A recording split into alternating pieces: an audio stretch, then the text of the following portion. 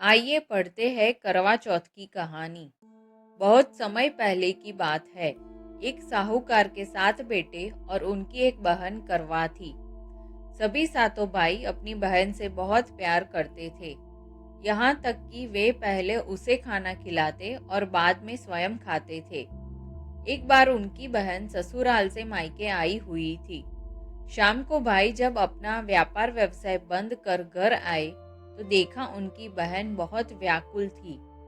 सभी भाई खाना खाने बैठे और अपनी बहन से भी खाने का आग्रह करने लगे, लेकिन बहन ने बताया कि उसका आज करवा चौथ का निर्जल व्रत है और वह खाना सिर्फ चंद्रमा को देखकर उसे अर्घ्य देकर ही खा सकती है। चूंकि चंद्रमा अभी तक नहीं निकला है, इसीलिए वह भूख प्यास से व्याकुल हो उठी है। सबसे छोटे भाई को अपनी बहन की हालत देखी नहीं जाती और वह दूर पीपल के पेड़ पर एक दीपक जलाकर चलनी की ओट में रख देता है। दूर से देखने पर वह ऐसा प्रतीत होता है कि जैसे चतुर्थी का चांद उदित हो रहा हो। इसके बाद भाई अपनी बहन को बताता है कि चांद निकल आया है, तुम उसे अर्घ्य देने के बाद भोजन कर सकती हो। बहन खुशी के मारे सीढ़ियों पर चढ़कर चांद को देखती है। उसे अर्घ्य देकर खाना खाने बैठ जाती है। वह पहला टुकड़ा मुंह में डालती है तो उसे छींक आ जाती है। दूसरा टुकड़ा डालती है तो उसमें बाल निकल आता है और जैसे ही तीसरा टुकड़ा मुंह में डालने की कोशिश करती है तो उसके पति की मृत्यु का समाचार उसे मिलता है। वह बौखला जाती है। उसकी भाभी उसे सच्चाई से अवगत कराती है कि उसके साथ ऐसा क्यों हुआ। करवा चौथ का व्रत गलत तरीके से टूटने के कारण देवता उससे नाराज हो गए हैं और उन्होंने ऐसा किया है। सच्चाई जानने के बाद करवा निश्चय करती है कि वह अपने पति का अंतिम संस्कार नहीं होने देगी और अपने सतीत्व से उन्हें पुनर्जीवन दिलाकर रहेगी।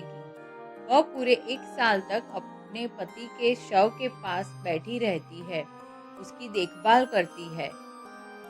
उसके ऊपर उगने वाली सुईनुमा घास को वह एकत्रित करती जाती है।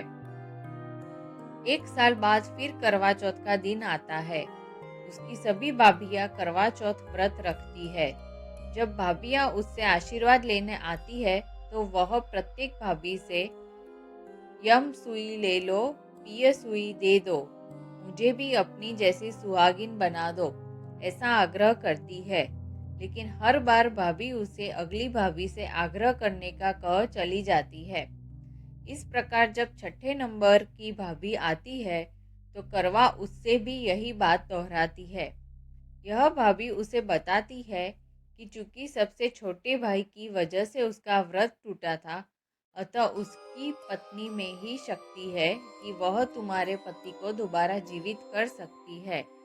इसीलिए जब वह आए तो तुम उसे पकड़ लेना और जब तक वह तुम्हारे पति को जिंदा न कर दे उसे नहीं छोड़ना। ऐसा कहकर वह चली जाती है। सबसे अंत में छोटी भाभी आती है। करवा उनसे भी सुहागिन बनने का आग्रह करती है, लेकिन वह टालम टोली करने लगती है। इसे देख करवा उन्हें जोर से पकड़ लेती है और अपने सुहाग को जिंदा करने के लिए कहती है। भाभी उससे छुड़ाने के लिए नोचती है, खसोटती है, लेकिन करवा नहीं छोड़ती है। अंत में उसकी तपस्या को देख भाभी पसीज जाती है और अपनी छोटी अंगुली को चीरकर उसमें से अमृत उसके पति के मुंह में डाल देती है।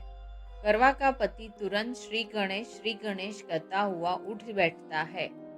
इस प्रकार प्रभु कृपा से उसकी छोटी भाभी के माध्यम से करवा को अपना सुहाग वापस मिल जाता है। हे श्री गणेश माँ गौरी, जिस प्रकार करवा को चिर सुहागन का वरदान आपसे मिला है, वैसा ही सब सुहागिनों को मिले। ऐसी और नई जानकारी के लिए मेरे साथ जुड़े रहे। धन्यवाद।